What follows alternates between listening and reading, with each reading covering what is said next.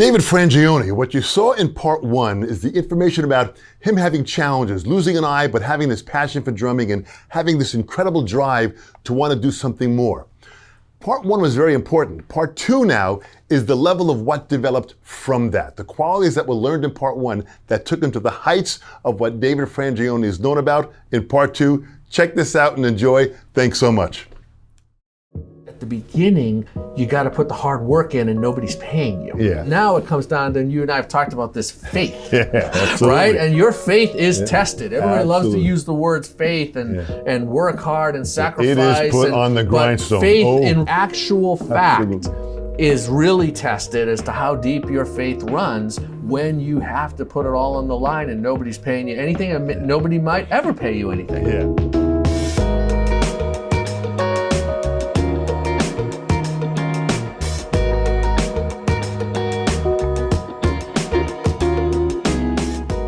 David, thank you so much for joining us again. I had to bring you back here because the part two is the part that really is very important to the technology and business side of what you've been able to build.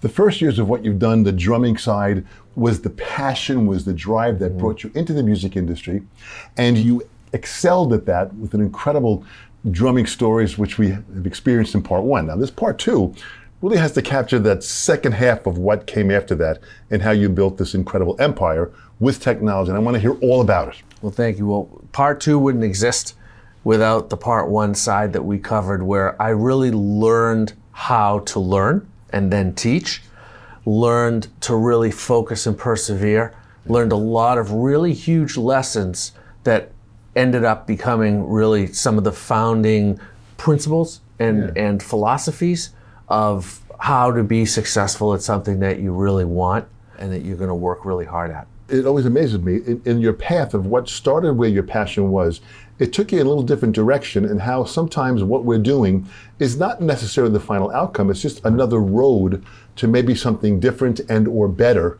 that can take it. And that's really kind of what happened here. Absolutely, and I hope that everybody watching this, if they remember only one thing, it's what you just said, is that don't have expectations for the outcome. Be open to what the possibilities are. I see this all the time with artists. Many of the greatest songwriters that I've ever had the privilege of working with or knowing about their songs, right? Many of the greatest producers, engineers, they all started somewhere else. They have the underlying passion of music, but they thought when they started forming their craft and putting the time in and going forward, they were going to be a singer. They were going to be a drummer, a guitarist, a band leader, and then they ended up on a whole nother road, but that was their calling. Absolutely. And that's exactly what happened with me. Well, it's amazing because as I started as a drummer and I got involved in writing books and then starting a publishing company and then getting involved in doing clinics, I never could have predicted where that took me. Let's go back to where you are now. Let's start at Aerosmith. Okay. Where did that begin and how did you kind of get involved with them? So as the transition from being a full-time drummer, playing a lot of gigs, practicing, studying, really in my head, the path and expectation being at that time, I'm gonna be the world's greatest drummer that I possibly can be, and that's how I'll make a living, and that's what I really love to do. And as my life went on, as we covered in part one, I really saw that for a number of reasons, I loved technology and the world that encompassed as much or more than drumming. And I immersed myself in it, got involved in a lot of software beta testing and development early on, both with hardware devices like early Akai samplers and EMU and Kurzweil, to purely software applications from Motu and at the time DigiDesign, who were developing software for taking samples out of a sampler and through MIDI, bringing them into a computer, being able to edit them with an on-screen waveform, and then send them back to the sampler. So this is like a half an hour to edit the beginning and end of a sample and do some basic envelope work like amplitude and the ADSR stuff. So I got so into that and MIDI and was networking with everybody I could that knew more than me, which was at that time most people. So I was learning. And then I started consulting. I got to a certain point where I was able to teach and consult through MIDI technology. I was in it so early that I really was able to excel at it and know enough or more about it than a lot of people to where I could help them. And I did, in fact. It was a very successful business, and I learned business by booking bands and by leading bands. And I'm a little kid, but I'm learning these lessons I don't realize at the time are going to last with me a lifetime. Negotiating, getting paid for a gig. Over and over and over and over, you start to learn the techniques and understand, oh, we need a contract, and this is what the contract needs to say, and this is what the contract doesn't need to say. And just, so many almost endless amounts of lessons. And they're all starting to apply now as I'm getting into the consulting business. And the consulting business, of course, a lot more white collar than playing gigs till 3 o'clock in the morning. So I liked that. The lifestyle was a little more akin to the family lifestyle that I grew up with, although still very difficult and tough as a business and a career. It was very different from the gigging. And so I enjoyed that side of it. But the thing I enjoyed the most was every single consulting gig, and I was doing maybe 3 or 4 a day. So it was a lot. I was all over the place in Boston, where I'm from, all over New England. Every single one, I was learning as much as I was teaching. So it just was like a snowball of really learning technology at a deep level, because everybody needed something different. Some people were purely all hardware-based, some people were purely all computer-based, some people were hybrid, some people were one workstation, and they mastered that one workstation, and within that, we would sample and sequence and synthesize and compose, and all of these different devices and approaches I needed to be the master of. So anytime I didn't totally have my chops together, I would learn it before I would go there. So I was always able to over-deliver. And then I learned in that regard, oh, okay, this is how you communicate with a client. These were all high-end clients, right? So again, a very different world from dealing in the bar world and the club world. Now I'm dealing with very successful people. So was this book-learned stuff? Was it hands-on stuff? It was both. Interesting. Right. Yeah, it was both. And I would go to the music stores. That was the library of learning this, because nobody had all this equipment other than a music store. And I got really close with the guys in the keyboard and drum department so that I literally could spend 10 hours there if I needed to. Then I started to build my own little studio rig because I really wanted to get under the hood.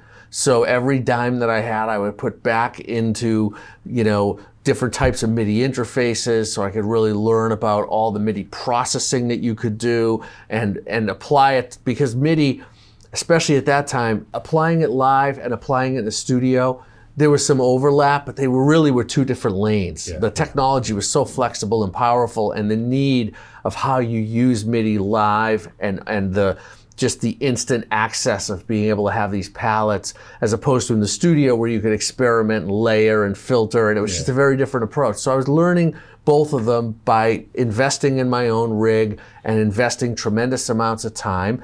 And then through my consulting and through just getting a really strong word of mouth in Boston, I got contacted by the band Aerosmith. At first it was Tom Hamilton, their bass player, and then it ended up being working with the band.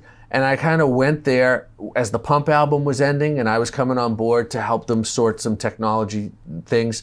I kind of went there and never left. Were there any mentors that you had to learn from? Were there people that kind of had an edge, or were you just with a machete in the forest? You were just kind of going through on your own? It was a combination of both. God bless Roger Nichols, who's no longer with us, one of the greatest engineers and technologists of ever in history. He befriended me, I befriended him. We became close friends pretty early on.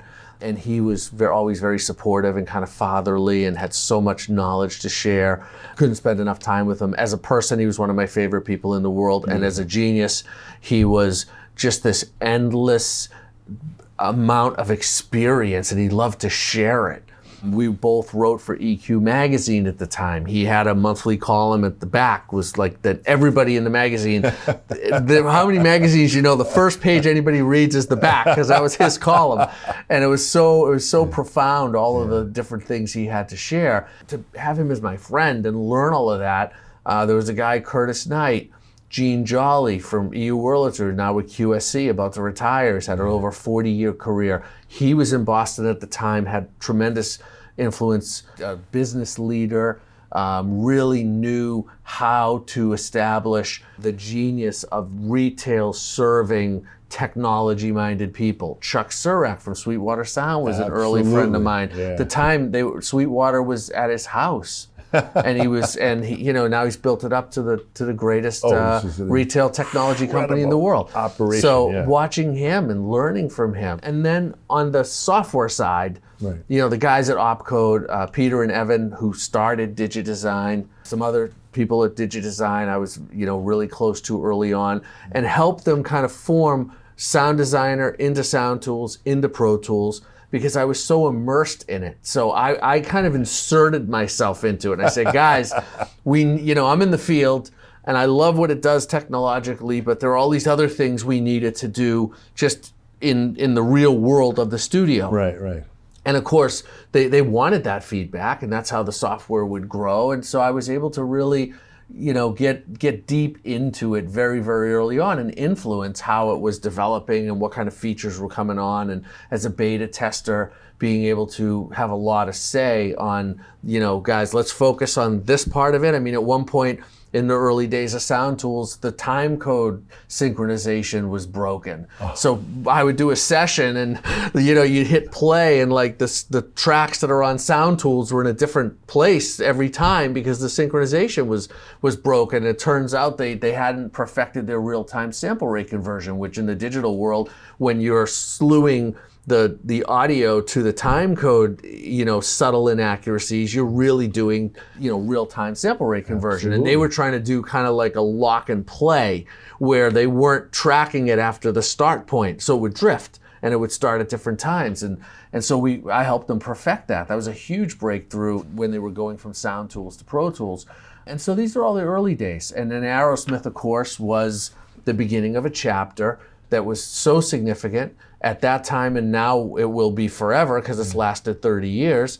And you can imagine how much you learn from working with geniuses like Steven Tyler, Joe Perry, all the co-writers that came in every week. Of course, the band, Brad and Tom and Joey, the way they play, the way they think, all the experience they have, to be a part of what's now become really successful records and really big soundtracks of people's lives was a memory and a credit that shaped my life. Well, it's amazing to see, and I want the listeners to understand that as they hear you speak, you're mentioning names of mentors in the technology industry, just like what we do as musicians. We have our mentors that we look up to. You were researching articles, you were researching books, you were really doing your homework, but you were also pushing the edge of the information that was not exactly lined up technology-wise, so you were really at that point determined to make it right. Absolutely. It was great timing, right? So I had the forum, and because I immersed myself in them, I was able to contribute like that. But it was absolutely a very conscious effort. It was a sacrifice. Another principle that I learned very early on. If I want to be successful in the music business, even in the lane of a technologist, not a drummer, I've got to sacrifice a lot. You got to put the time in. You got to be available for your clients. When you're working with an artist like Aerosmith, if they're working 20 days in a row and 5 of them you're flying here or there, then that's what you do. And you don't judge it and you don't have an opinion on it. You go with it and stay focused on the mission. There's a certain personality that has to come with that, which is real dedication to the craft and to learn and to be a part of something that you know is going to be bigger. So that sacrifice is really huge to understand. That really is powerful. I hope everybody understands that, because early on it was the same sacrifice, and it wasn't for Aerosmith because I didn't have the gig early on, right? But I had the principle. And I think a lot of people, if I don't want them to take away from an interview, if I get a gig like Aerosmith, of course I'll do whatever they tell me. You have to do that before. That's how you get the gig, right? So Steven and Joe saw that in me, like, oh, he knows what he's doing. He's got the head for this. He's committed, he's reliable, he'll do whatever is needed to really come through for our projects. And that creates an energy. And, for years, the only people in the room working on those Aerosmith projects from 89 to 2001 were me, Steven, Joe, and then there'd be co-writers. And then when the songs were written, other guys in the band would bring songs in, of course. But then when all the songs were ready, then there'd be a few months of actually making the record, which the final product of what everybody heard. Then there was prepping all the technology for the tour. back in, when I started with them, recording a show was a big deal. Remember, they roll a truck up. Absolutely. Right? They were cottage industry businesses of remote recording. Absolutely. So I helped them transition, putting a remote recording rig together. They could record every show for practically nothing, comparatively speaking, not rolling a truck in. And now we have an archive. We have the ability to listen back and tweak the show. We have a greatest hits. I mean, there were a myriad of things we could do with it. And the technology brought that possibility, because you can't roll a truck every night. It's not economical. But if we could find a way to use the technology and do that, now we're getting these huge, huge returns on the investment that are no-brainer, really. But I kept staying on top of the technology so that they knew what was available, what was best for them at whatever time, because you spend 30 years with a band, right? Instead, let's say 15 of the years were pretty consistent, and then the last 15 have been on and off as projects come up, because they've basically been doing live. There hasn't been a lot of extracurricular stuff. And live, I'm a special projects guy. I don't run front of house or do a back line or any of that. They have a crew for that. So my point is that as you look over those 30 years, there's so many sea changes.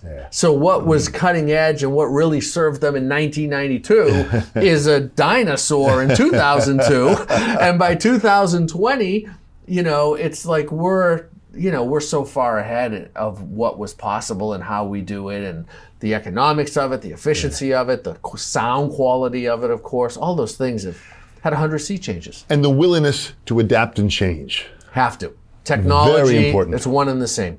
You have to. With technology, it's a very, very challenging blend of being on the cutting edge, but having reliable solutions. And knowing where we came from, so you know what to focus on, and like, okay, what are the most important aspects?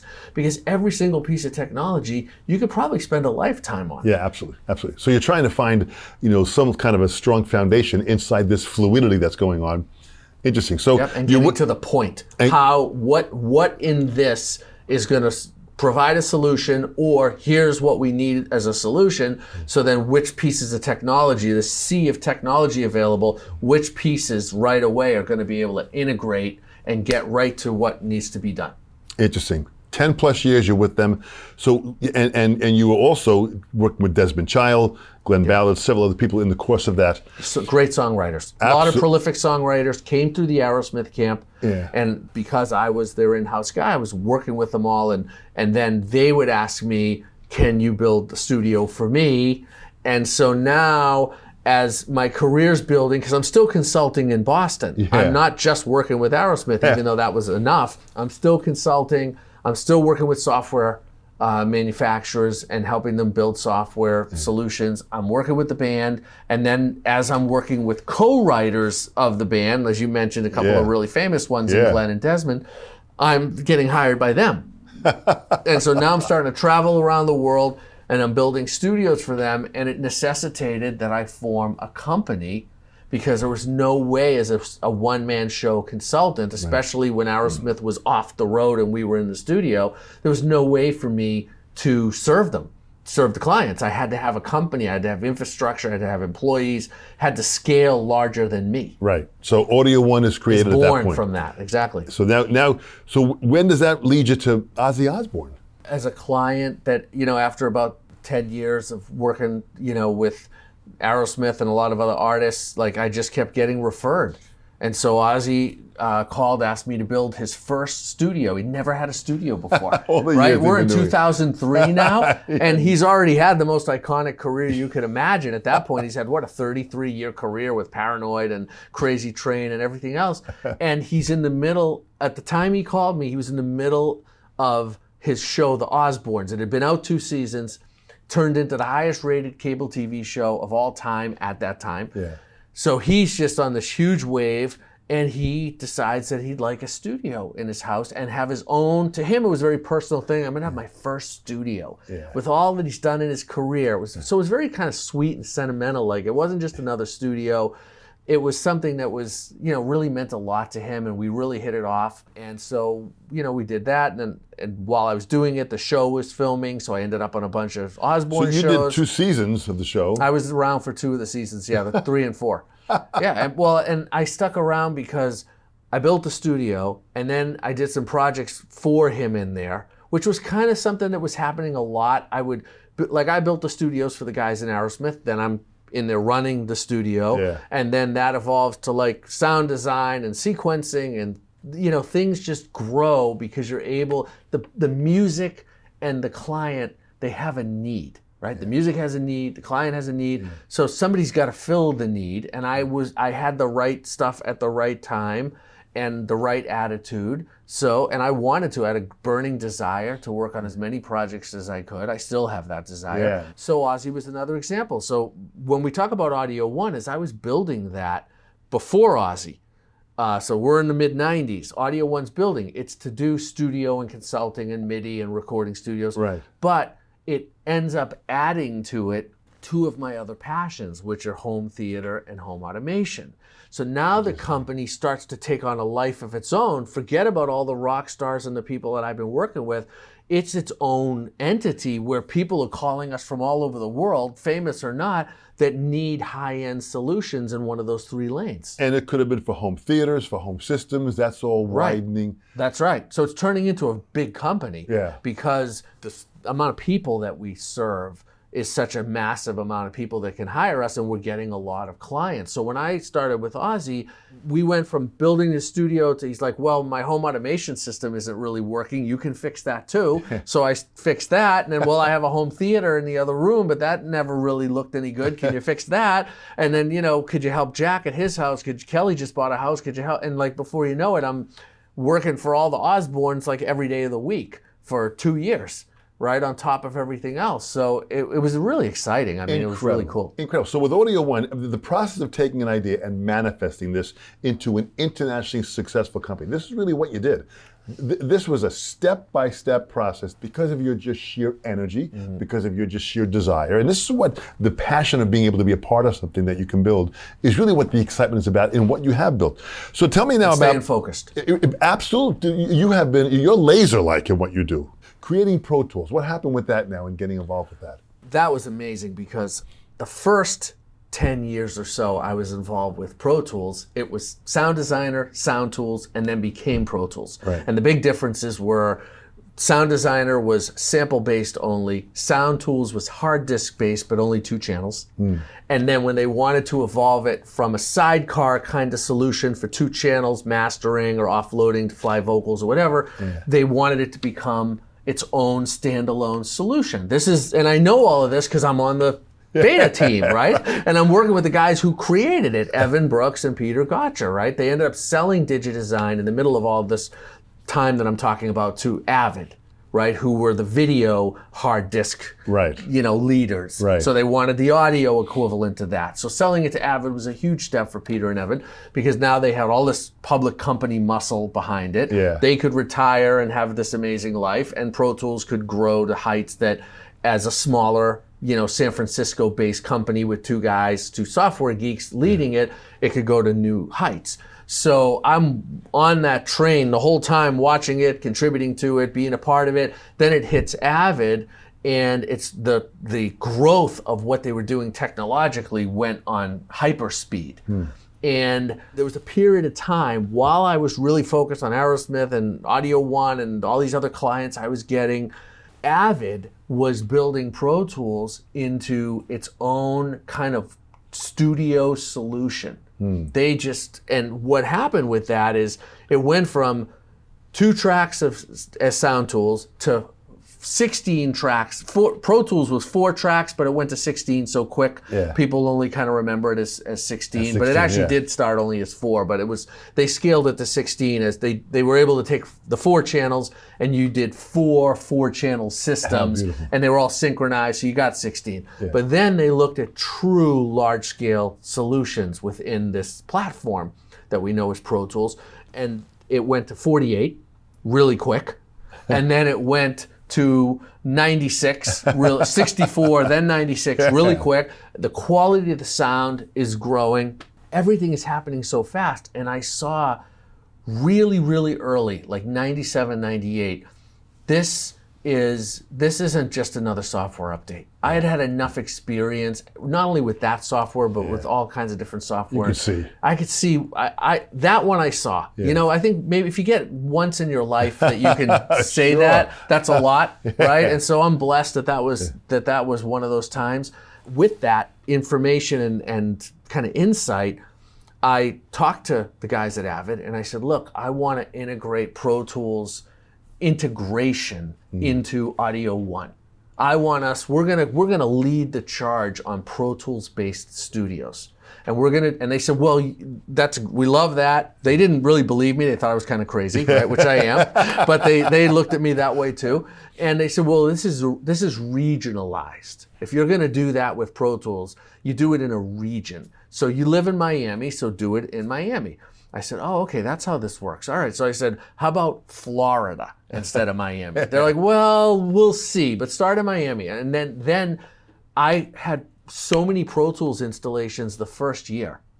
We were installing more Pro Tools in a city that had 3 systems when I started. We were installing more systems in Miami in that first year. Avid called me and said, do you want Nashville? I said, absolutely, let's do it. So then they did expand me to Florida. So I had Florida and Nashville, which obviously we all know. Nashville's so what's such the a great process? hub. You fly there and you set I opened these an up. office. I hired a guy. Yeah. This is where the business acumen has That's to what come I want in, them to right? hear, exactly because I had to find the right guy, find office space, get all the marketing, all the stuff. This is pre-internet. This is like right before the internet started to hit. And also deal with something that never was in my mind, multi-location.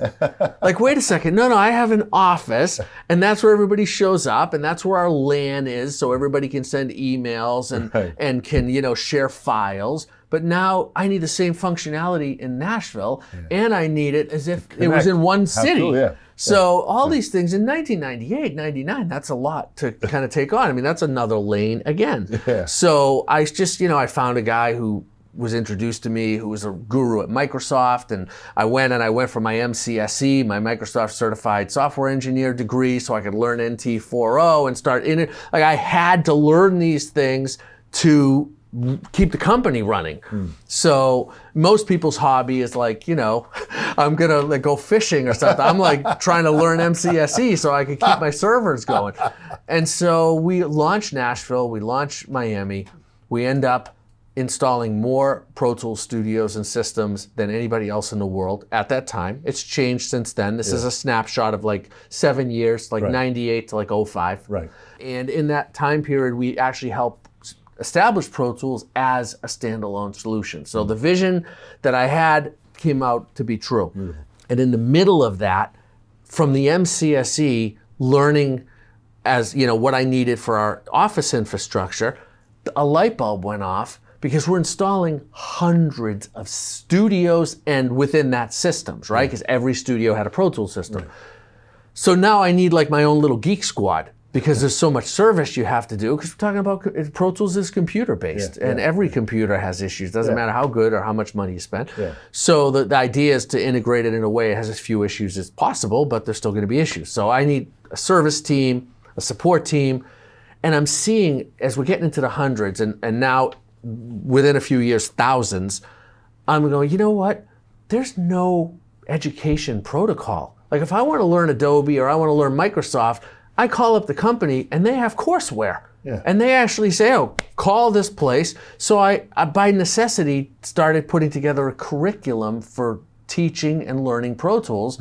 I got the URL protoolstraining.com, which if I didn't have a good relationship with Avid, I would not have gotten, right? Because they were, that's registered, but they were into it. They go, no, keep going. We could stop you, but we don't want to, because they didn't have anything.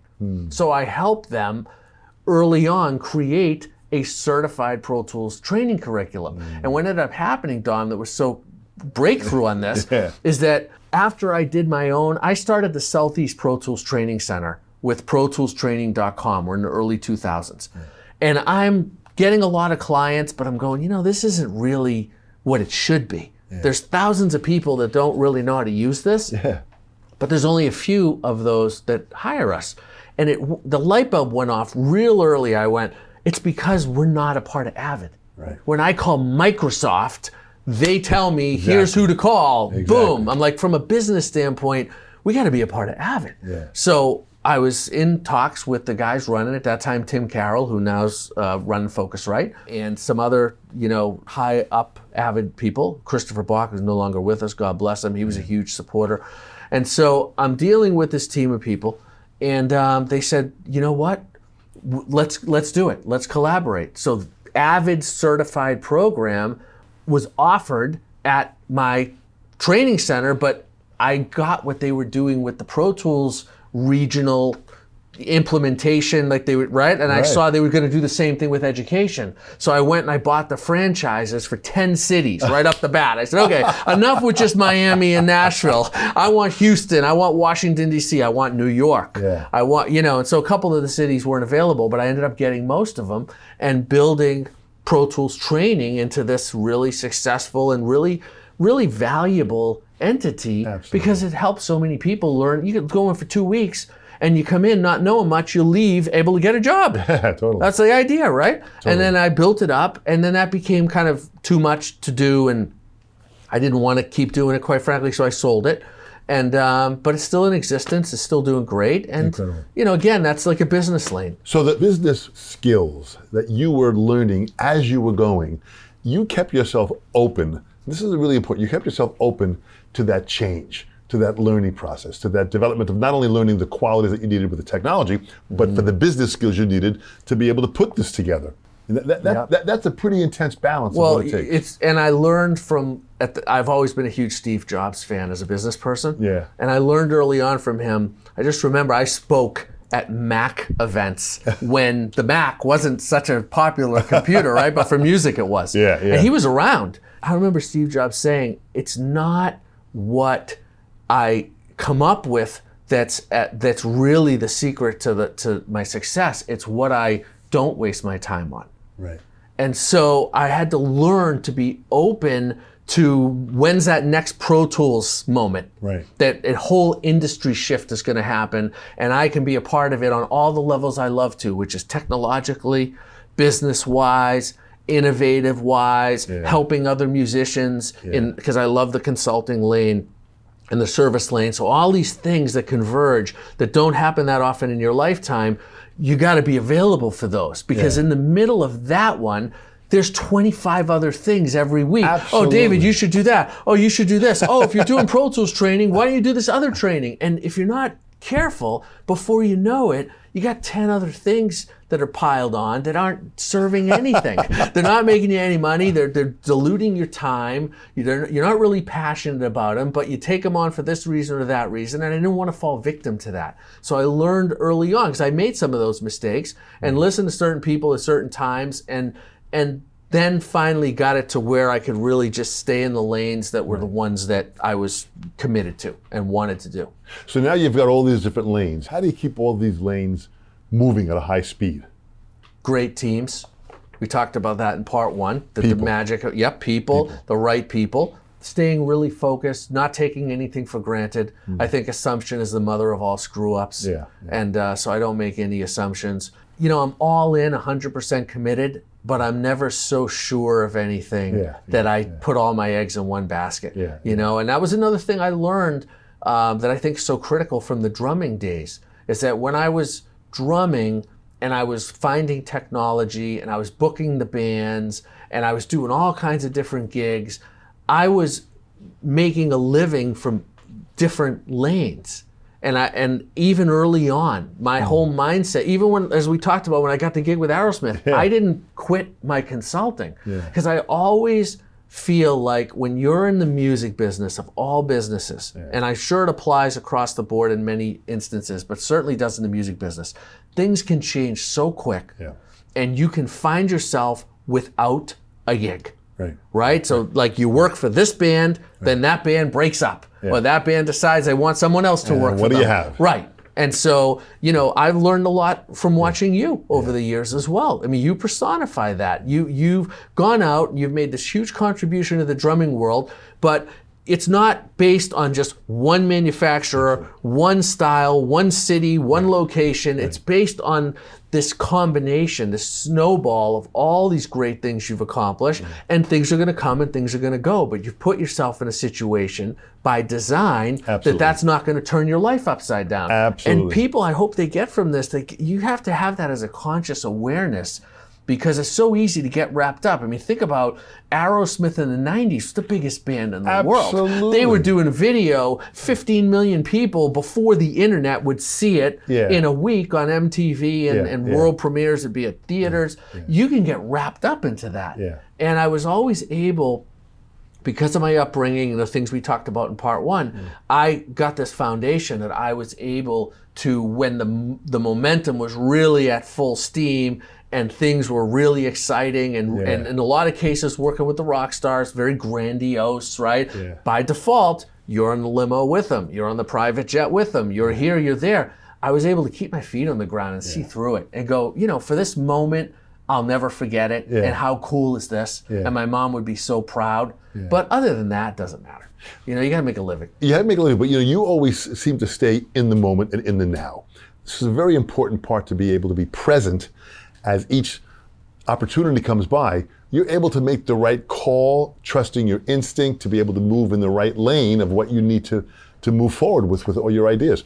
I mean, all this, building an artist development company, developing. That's one of the latest chapters, right? So after Audio One and the training and all of these things are building up, I started getting really passionate about artist development, because as I'm working with more and more young artists, and as I'm myself finding ways to improve as a person, whether you go down the road of like a Tony Robbins or a Landmark or whatever flavor it is that resonates, that can help you get some insight and awareness, right? So you can improve. I wanted to do that for artists specifically. So I formed Inspire and Develop Artists. It's called All Access IDA. Been around now about 8 years. It's been very successful. People call it Tony Robbins meets American Idol. And we've had brilliant guys like Rudy Perez and John Cicada and Mark Hudson, and of course, Randy Jackson, and all these really, really successful, prolific artists themselves who know what an up-and-coming artist needs, because every one of them needs something different. Absolutely. Of course you need a great song. Of course you need stage presence. I mean, the big picture stuff is easy to understand, but how do you get it? How do you take an artist individually and in their lane? They might have great songs, but their production isn't good enough, or their lyrics need a lot of work, but their melodies are fantastic. And then after you get those together, then you go, okay, well now we've got to find, like, how are you going to present yourself? And then if you're presentable and you got great songs, well, how are we going to market it? And within marketing it, how are we going to build a fan base? And it's just every single answer leads to another question, and you've got to have the answers constantly, and then eventually a career is formed, and an artist has a shot at being out there and truly giving it their best, taking their swing at bat, but doing it in a major league stadium, not in a little league field. And then at some point, it's the court of public opinion. Right? The one thing we never know in the music business of all businesses. And you can't predict that. You can't. You can't. If you could, you'd be the richest person in the world many times over, but no one can. The guys who can do it the best have had tremendous financial success because they know that this record's going to sell. But even those guys, they're wrong sometimes. Nobody knows. So you've got to give it everything you got. You got to stay with integrity to what you really feel in your heart and soul as an artist, and how you really want to present the world. Don't follow trends. Don't chase things that are hot in the moment. Create those things. And those things are only created when you look at, I remember I was working with an artist, and it was at the time they were launching Lady Gaga. And my artist was brand new, and Lady Gaga was brand new. So they were doing things like TRL and the radio conferences at the same time as new artists. It's hard to believe that was the case, but because Lady Gaga's so big now.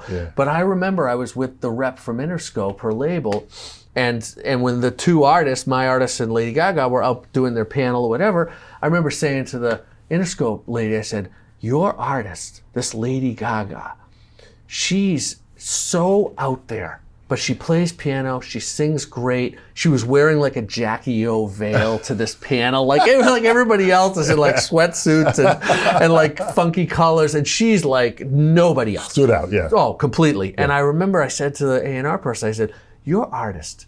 I said, "This is so weird to say because I don't get this feeling very often, but your artist is either going to be the biggest thing ever or is going to crash and burn and make the biggest fool out of herself that you've ever seen. Like there is no middle ground with this one." Yeah. And of course, she becomes a phenomenon. Absolutely. The point in all of that is that she went for it for how she truly felt. Yeah. And she was okay with, maybe I will be the laughing stock of all time. Yeah. But if I'm not, there'll be millions of people looking up to me because I've invented something and it's straight from the heart. Absolutely. And I think that's one of the hardest things for any artist to really find and actually implement.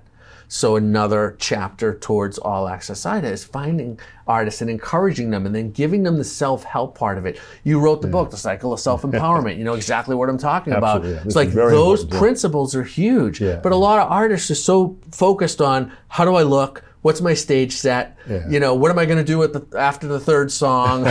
You know, what's my hit? And all those things are hugely important. Yeah. But remember, at the core of it, you're a person. Yeah. You're a human. Yeah. And Quincy Jones said, your music will never be better than you are as a person. Yeah. And the fact is that those are really, really important principles. So we help artists through that as well.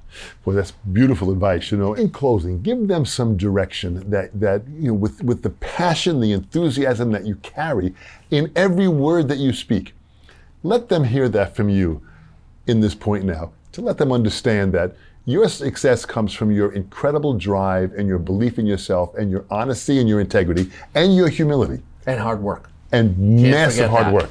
That's, I think, the biggest thing that I see missing most often is people's definition of hard work. Yeah. It varies naturally. Yeah. My definition of hard work is what I have done for hard work, right? Yeah. So it's not a theory, it's an actual recap of my life and my current, you know, discipline towards how I see work. Yeah. So that, if I look back, you know, there was a 30-year period where I didn't take a vacation. Well, one day. Yeah. 7 days a week for 30 years. I don't think that's for everybody. And it certainly takes your balance chart and throws it into the fireplace.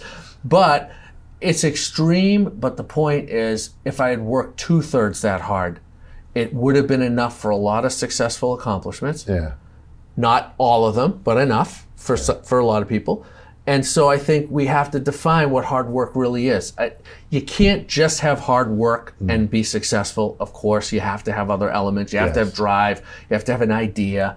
You have to have integrity. But the hard work part of it, to answer your question, like what advice would I give somebody? Yeah. That's the thing I think people need the most advice on, is that I don't see the work ethic now that I've seen in the past and that I know firsthand works. That's really, really necessary, because at the beginning, you got to put the hard work in and nobody's paying you. Right? So that's hard for a lot of people. Right? So now it comes down to, and you and I have talked about this faith. Right? And your faith is tested. Everybody loves to use the words faith and work hard and sacrifice. It is put on the grindstone. But faith in actual fact is really tested as to how deep your faith runs when you have to put it all on the line and nobody's paying you anything, and nobody might ever pay you anything. But that's where the faith and belief will persevere and will turn into. When I first started consulting, you know, I was thinking, wow, if I could even get one client a week, you know, I'll learn and I'll grow. But, you know, it multiplies as you find, like, people respond to, like, wow, you don't have to tell them I work 12 hours a day, 15 hours a day, and I do this and I do that. They just respond. They see it. They just see, like, oh, wow, like, we asked him to do this on this day, and before he needed to turn it in, it was done. And it was done completely. He didn't half bake it. And I think those things are things I really like people to take away from this. I'm not professing the extreme nature of it, because that's going to vary based on how badly you want it, how much you're willing to sacrifice, and how fast you want it. I wanted it really fast. So I was willing to say, no days off, no baseball games, no movies, no, just work, because I wanted it as fast as I could get it. That was important to me, because I was coming from a place that, you know, I didn't really have any means. I really kind of starting from nothing. So I wanted to get somewhere as fast as I could. And then when I got somewhere, I realized, okay, this is the path that I want to take. I really do want to keep building on this. I want to see other things happen. It's very exciting, very fulfilling. Was helping a lot of other people. I was giving people jobs. You start to get enrolled and like, wow, like I'm responsible for all of these families now. Things get so much bigger than yourself so fast. So as all of those things happened, that's the result of the hard work and focus. So I'd like to encourage our viewers to really take it to heart and really make it a job before it's a job, and it will become a job. And I think that's one of the key things. You know, it's amazing. Your perseverance, your discipline, your motivation, your faith, that is all important qualities that you have embodied. And anyone that is successful has this. And that drive and that personal desire of wanting to move forward, always forward. Yes. Powerful. You are doing that. You are making it happen. You are still at the cusp of all this greatness with all these ideas that you have. We thank you so much. What you've given to this audience is fantastic, insightful information that I want them to really take in, rewind this, listen again, go for it. Apply it. Apply it every day. Yes, and it will pay off. We're both examples of that. It's not just words. The time you're investing in listening to what we're sharing, apply it, and 100% it will pay off. Absolutely. David, thank you so much. You've done fantastic. Thank you. Thank you very much, Tom. Thank you, everybody. Great. Dom Famularo here, the Sessions panel. This is so exciting. Thanks for watching. Thanks for subscribing. Click the subscribe button to be a part of what we're doing. The views help us tremendously. All of your comments, we read them and react to them. This is incredible. The support you're giving us is great. The Sessions panel. We'll see you real soon.